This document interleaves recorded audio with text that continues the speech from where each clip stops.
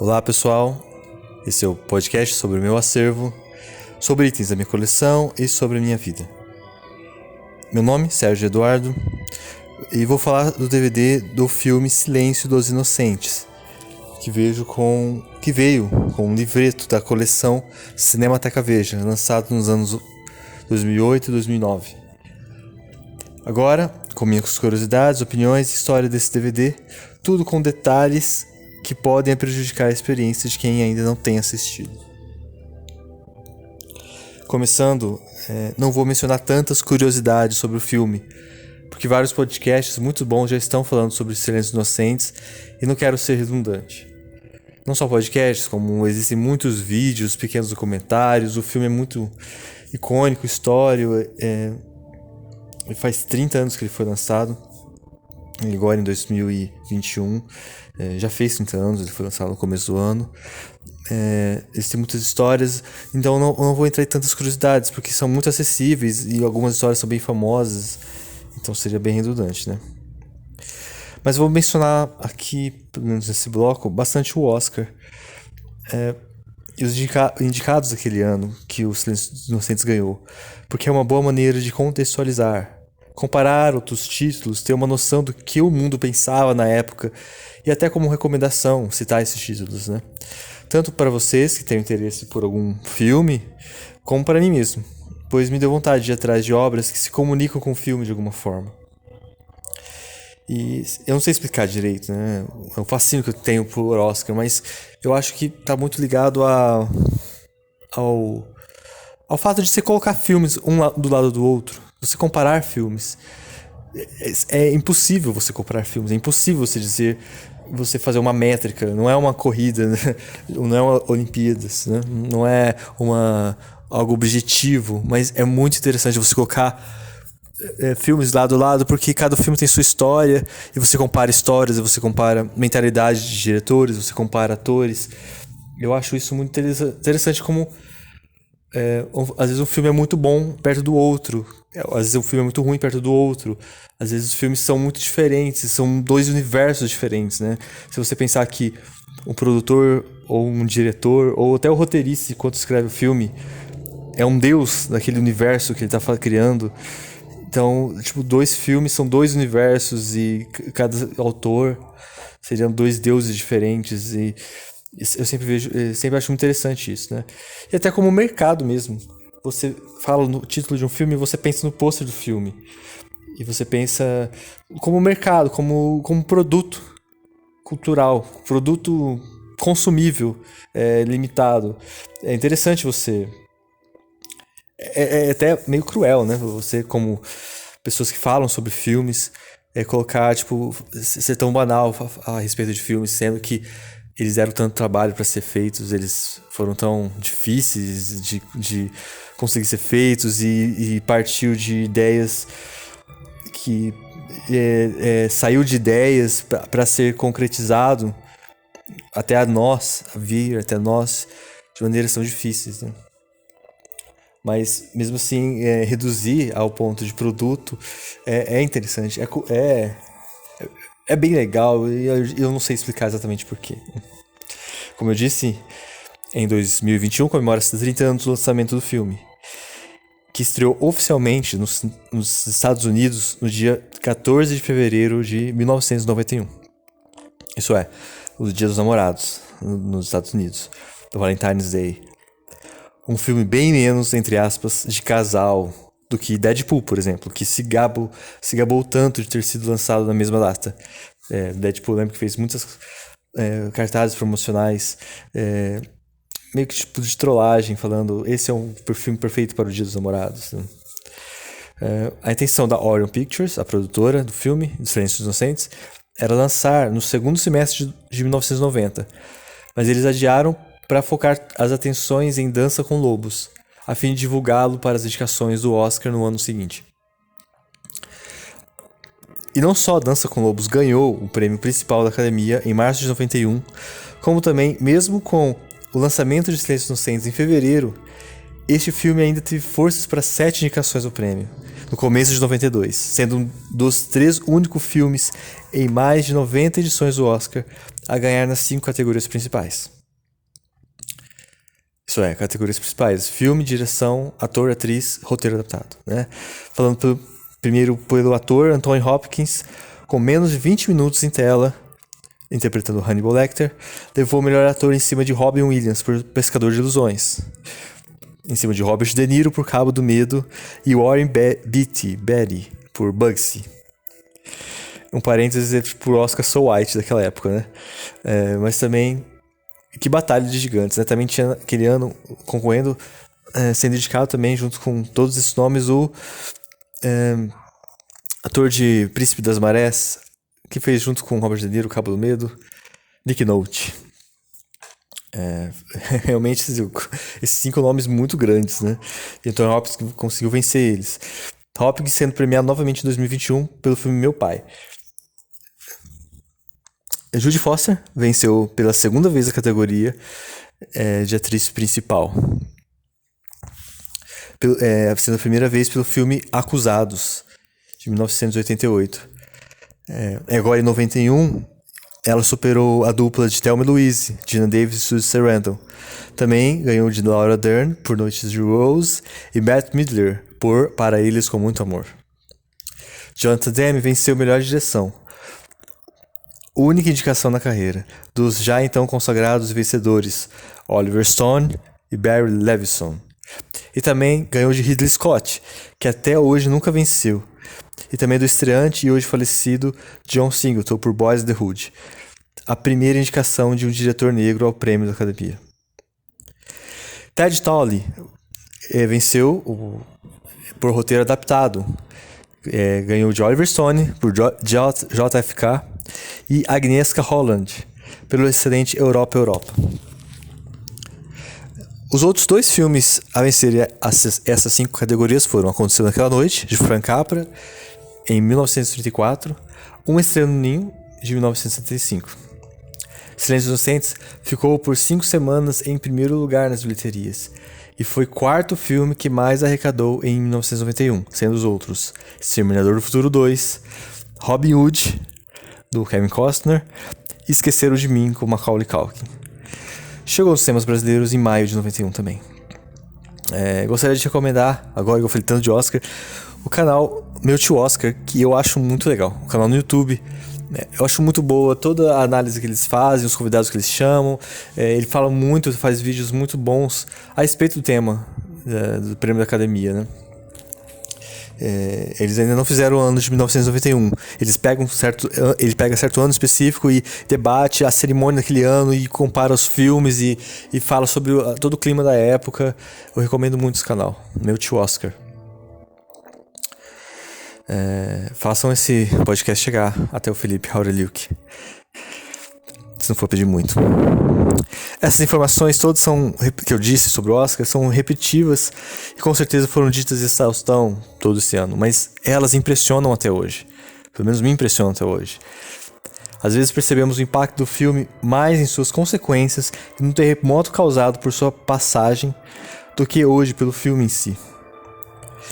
Ainda hoje é bem comum um filme tão macabro e assustador ser reconhecido pela crítica, pelo público e pela própria indústria. Pelo público através da bilheteria, pela crítica, né? Pessoas que ganham para falar do filme têm ditos do filme, e pela própria indústria, né? Como o prêmio do Oscar são prêmios dos próprios colegas, próprias pessoas que fazem filmes reconhecerem Silêncio dos Inocentes como um filme bom, né? Eu acho que também muito isso se deve ao fato de Jonathan Demme ser um diretor que veio amigo do Roger Corman, veio de filmes exploitation, de baixo orçamento, e Silêncio dos Inocentes não ser um filme de grande orçamento, ser um filme modesto e ser tão poderoso ao mesmo tempo, né? Acho que a Academia ama um bom diretor no sentido administrativo da palavra, que saiba cuidar bem das finanças, que saiba conduzir bem uma equipe. A última vez que um filme poderia ter vencido um Oscar, um prêmio grande, um filme de suspense e terror, que eu me lembre foi o filme Corra, em 2017, um Oscar de 2018, do Jordan Peele. Também estreado no início do ano, mas com força para chegar na corrida de premiações e receber 4 indicações. Ainda é difícil entender o receio que o Oscar teve em Corra, e não teve com O Silêncio dos Inocentes. Talvez a crítica forte ao racismo ainda pegue nas feridas dos membros votantes, e o machismo revelado em Silêncio dos Inocentes tivesse sido sutil demais para fazer os mesmos olharem suas próprias atitudes. Não sei, mas é muito bom lembrar de Silêncio dos Inocentes e reconhecer sua vitória no cinema, um pouco mais ousado, mais sujo, forte, considerado até com pouco bom gosto, com uma protagonista mulher não sexualizada, nem estereotipada, como se faziam nos anos 80, protagonistas mulheres, mas eram estereotipadas como se fossem cópias de homens, né? Querendo imitar homens. É ótimo o filme ser esse marco, uma influência para muito do que se fez de cinema policial depois disso. Cinema policial que, pessoalmente, eu acho que o meu gênero favorito. Todos os elementos do cinema policial me agradam muito. Existe muita porcaria, muito lixo, mas se você colocar os elementos juntos, você vai com certeza me atrair para assistir esse filme, né? Por exemplo, influenciou muito Seven, do David Fincher. Eu não tenho dúvidas disso. E até a agente do FBI, Dana Scully, de Arquivo X. Outro parênteses também, que o FBI aprovou muito o filme Silêncio dos Inocentes ter sido feito, pois mostraria que o departamento está aberto a novas recrutas mulheres, mesmo com tanto olhar masculino ameaçador nos corredores das sedes mostrado no filme, né?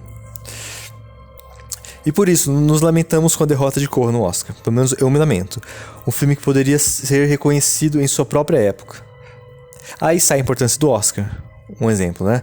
Para divulgação ao público menos assíduo de cinema e direcionamento de mercado, propriamente dito.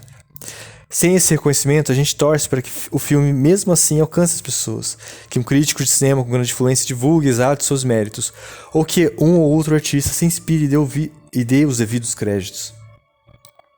Porque talvez é difícil mensurar, mas existe um direcionamento da indústria depois de Silêncio dos Inocentes. Filmes de psicopatas, filmes policiais mais macabros. É um filme considerado de terror, mas não existe o aspecto sobrenatural. E mesmo terror, para aquela pessoa que quer ver sangue, e quer ver tripas, e quer ver algo macabro, assustador, isso é um detalhe no filme. Isso é talvez uma consequência que o filme não se esconde disso. Mas eu vejo como um filme policial. Um filme muito bem embasado cientificamente, outra influência forte, todas as séries de CSI, séries e filmes de investigação muito, muito reais, muito realistas, né? De investigação, eu vejo como o Silêncio dos Inocentes um marco, né, nesse ponto. E talvez Corra poderia ter sido esse marco, por isso que eu comparei com Corra, né? Foi um marco, sim, mas por ter sido meio que desprezado, ignorado, talvez não tenha tido impacto suficiente para você fazer um filme emocionante, que você fica na ponta da cadeira assistindo e que você também reflita sobre o mundo que você vive ao mesmo tempo. Meio que como Silêncio dos Inocentes faz isso. Eu acho que antes de qualquer outra mensagem por trás de Silêncio dos Inocentes, é um excelente entretenimento. É um filme de serial killer, mas tipo, que, sei lá, quer embasar bem o psicológico de cada personagem, embasar o Hannibal Lecter e o Buffalo Bill e a Clarice Starling. Mas também eu vejo como que ele quer ser um entretenimento acima de tudo isso. Ele quer ser uma ótima história policial. Mas outro ponto que se tem levantado recentemente é a má representação que o filme faz de pessoas queer. Ou melhor, de pessoas LGBT+. Eu não sei qual termo melhor usar. Hannibal Lecter explica que Buffalo Bill não é transexual, mas alguém que quer uma transformação e não sabe fazer isso de outra forma. Mas mesmo assim, é compreensível a reclamação que se teve tanto na época como agora. Talvez muito pelo fato de não haver, até em 91, personagens queer suficientes, bem representados nas celas de cinema, para que possa existir personagens maus, psicopatas, assassinos em série, e também por Buffalo Bill não ser alguém com sua condição muito bem explicada, podendo gerar preconceito fácil de pessoas sem tanto entendimento, ou pessoas que querem apenas ser desculpas para serem ainda mais homofóbicas, ou transfóbicas no caso. Mas um aspecto que o olhar de hoje trouxe ao filme, hoje, 2021, uma era pós-Me Too e com o teste de Bechdel sendo feito a cada nova obra feita, é o feminismo na temática e em todo o arco de Clarice Starling, interpretado por Jodie Foster. Nos inserimos na história e em todo aquele universo cinzento do filme, através dos olhos dela. Acompanhamos durante todo o percurso de treinamento dos créditos iniciais. Vemos ela atravessar o bureau, entrar em um elevador cheio de homens e a encarando. Os personagens falam com ela olhando para a câmera, ocupando todo o espaço da tela com seu rosto e seu olhar. Esses olhares e planos fechados nos rostos foram o que mais me impressionaram no filme. Voltando a falar do feminismo no filme, toda a participação de Kency Lemons interagindo com Jodie Foster dá um tom muito é sutil, não é óbvio, não é claro, mas é tão bom ver as duas juntas. A Clarice Starling tem uma amiga, alguém que ela pode contar em todo aquele bando de homens naquele departamento, é aquela mulher. Que comemora suas vitórias, que torce, que elas conseguem investigar juntas. E se há ou não algum contexto sexual, é ótimo que isso seja pensado, seja levado em conta. As duas serem amantes, mas acima de tudo elas são amigas e uma apoia a outra, e isso dá com certeza um viés muito feminista, um viés feminista muito bem apurado, né, que se busca hoje, né? E também sobre a Clarice Starling, é usado os flashbacks dela, da infância dela, para explicar sobre o seu passado, mas não existe aquela cena que hoje em dia é tão clichê, daquela cena da pessoa, um exemplo, se fosse feito hoje o filme, a pessoa, depois de conversar com o Hannibal Lecter, ela entraria no banheiro, fecharia a porta e começaria, a suspirar e tirar um fôlego assim, começar a chorar e tudo, entendeu? Você não vê isso no Clarice Starling, não precisa disso, lógico, cada filme é cada filme, mas o filme tem esse aspecto feminista, quer falar sobre a Clarice Starling, uma mulher querendo vencer o desafio de encontrar o Buffalo Bill e lidar com um psicopata como o Hannibal Lecter, mas o filme faz isso de forma tão sutil e tão funcional, né, tão bem feita e sem precisar apelar para artifícios sentimentais. Às vezes o filme faz esse tipo de coisa, de querer mostrar a mulher trancada no banheiro chorando, tentando ser forte.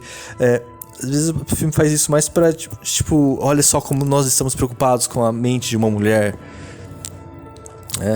Lógico que também o filme, como eu disse, é um entretenimento. Clarice Starling é uma detetive. Ela pode não representar todas as mulheres do mundo, né? E nem representa, talvez, tudo que o Jonathan Demme pensa sobre as mulheres.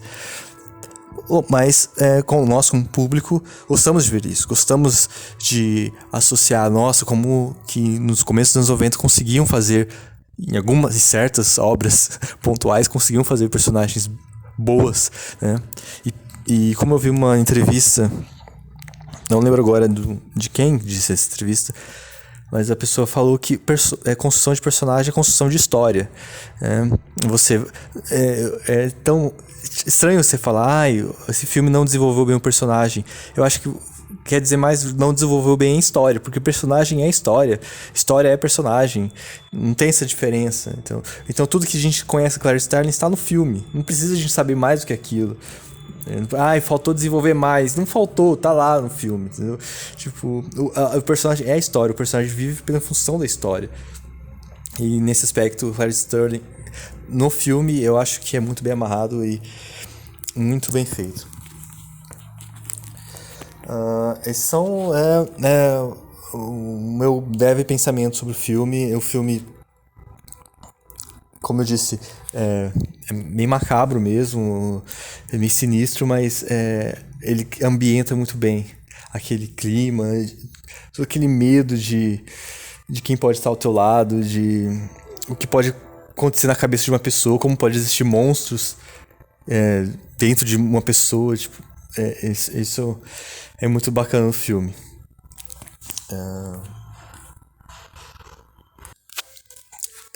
E também, outro aspecto que me deixa muito intrigado é todos os diálogos de Clarice Starling com Hannibal Lecter. Você trazer uma história, fazer ela dela ser pessoal demais. Isso é muito bom. Isso acontece no Seven, por exemplo. A história fica pessoal, a história atinge o detetive. Então, isso é lógico que é um trope, um clichê, mas isso é muito bem feito em Silêncio dos Inocentes, né? E muito bem explicado também. Um psicopata como Hannibal Lecter, que perdeu todo o contato com a humanidade, vê uma detetive entrevistando, ele quer saber mais sobre a vida dela, e o jeito que as informações que a Clarice Starling passa, as informações, é muito bem feito.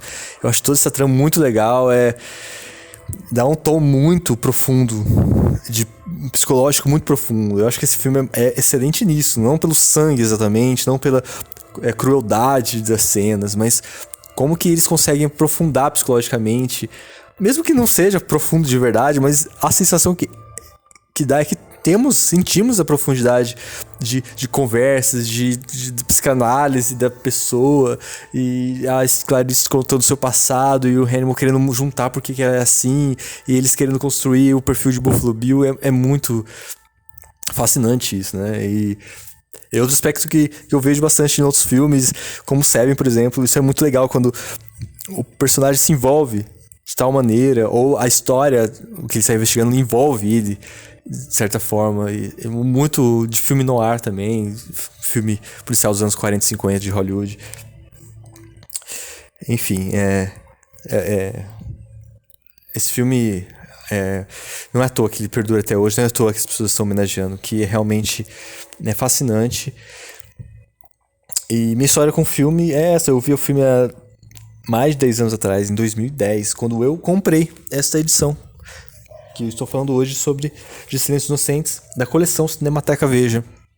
Estava vendendo numa banca de revista, muito barato, mais barato que o preço real. Tá até na capa aqui, R$13,90. Eu paguei tipo R$5 na banca, porque eu acho que tava sobrando no estoque, eles precisavam vender, queriam vender. E eu assisti na minha casa, num secreto do meu lar, vi esse filme e com 18 anos de idade, eu não via filme, até então eu não via filmes desse gênero, terror, suspense. Eu não via muitos filmes de sangue na época. E eu acho que Silêncios Inocentes, você com a idade apropriada, é uma ótima porta de entrada pra você começar a ver filmes do tipo. Não é apelativo, embora o filme não esconda o seu prazer pela crueldade, mas o filme não chega a ser apelativo dessa forma. Tem o material humano que há nele é muito maior, mais rico do que simplesmente o sangue e o exploitation, né? Então eu vi em 2010 e não revi até então. Revi há pouco tempo, há poucas semanas. Porque, lógico, justamente acho que as pessoas falando tanto do filme, tipo, comemoração de 30 anos, eu fui rever, fui conferir, e eu achei melhor do que na época que eu vi. Na época eu não tinha reparado tanto que as pessoas estão falando hoje do aspecto feminista do filme, e de todo os olhares, o male gaze que os homens dão pra Clarice Starling nos corredores e em todos os lugares. Tipo assim, hoje, sei lá, eu não vi isso porque eu sou homem, né? Tipo, mas é tão claro isso hoje, tão óbvio. Toda aquela cantada idiota que o diretor do Asilo dá pra Clarice Starling. Isso é tudo tão opressor, né? E é fascinante o jeito que ela se comporta diante de tudo isso, né? Como que ela tá acostumada a isso. Infelizmente, as pessoas têm que se acostumar, têm que ser mais forte que isso pra saber lidar nesse mundo tão machista, né? E vendo hoje o filme, sobrevive, com certeza. Sobrevive ao tempo. Com certeza, esse filme é um clássico absoluto. Um clássico recente. Não podemos dizer isso de tantos filmes dos anos 90. Me desculpe. Não podemos dizer isso de tantos filmes de Hollywood dos anos 90. Muito menos filmes vencedores de Oscar, né? Mas sobrevive muito bem. até hoje. E essa edição da Cinemateca Veja são, como eu disse no primeiro podcast que eu fiz aqui, que deve estar vergonha de escutar ele, deve estar horrível, não recomendo. Como eu disse lá, eu vou repetir aqui, é uma edição, a Cinemateca Veja fez entre 2008 e 2009 uma coleção de 50 edições de filmes. São títulos muito bons, títulos maravilhosos. E eu sem tanto acesso à internet, não tinha canais de streaming na época, não era fácil, não via os filmes da locadora aqui na minha cidade, são filmes novos, filmes lançamentos, super lançamentos. E aqui a gente vê, na Cinemateca Veja, dá a oportunidade de você conferir clássicos, ou novos clássicos, ou filmes cult, que eu não achava por aí. E que eu consegui ter acesso. Comprando esses filmes, consegui assistir na minha casa, com tempo, sem precisar alugar e devolver. Então eu consegui assistir com tempo, consegui assistir do meu jeito, do jeito que eu achava mais certo. E foi uma ótima experiência, me abriu a porta para vários filmes excelentes. E pretendo falar de vários deles aqui ainda. Eu tenho, acho que 60% da coleção eu tenho. Dos 50 filmes, eu devo ter uns 30 e alguma coisa, 31, 32. E Silêncio dos Inocentes é o filme que eu ainda tenho. Infelizmente, ao colocar o DVD para reproduzir, no final do filme, na última meia hora do filme, ele acaba falhando. Assim como aconteceu também com Harry e Sally, que também é dessa coleção. E eu coloquei e falhou também na metade do filme, mais ou menos. É uma pena, né? Eu faço podcast, chama Meu Acervo Pessoal. E parte desse meu acervo pessoal, eu não sei as condições que ele se encontra hoje. Eu não sei como que seria eu reproduzir esses filmes hoje, os DVDs desses filmes hoje, aqui em casa. Eu tenho orgulho da coleção, tenho orgulho e agradeço a mim mesmo no passado por ter comprado esses filmes da Cinemateca Veja, ter adquirido essa coleção. E, lógico, me deu acesso, abriu a portas para vários clássicos, vários nomes de diretores e filmes que eu já tinha escutado falar e que realmente valem a pena assistir. Mas, infelizmente, ou felizmente, né, existem vários acessos canais de streaming, você pode assistir.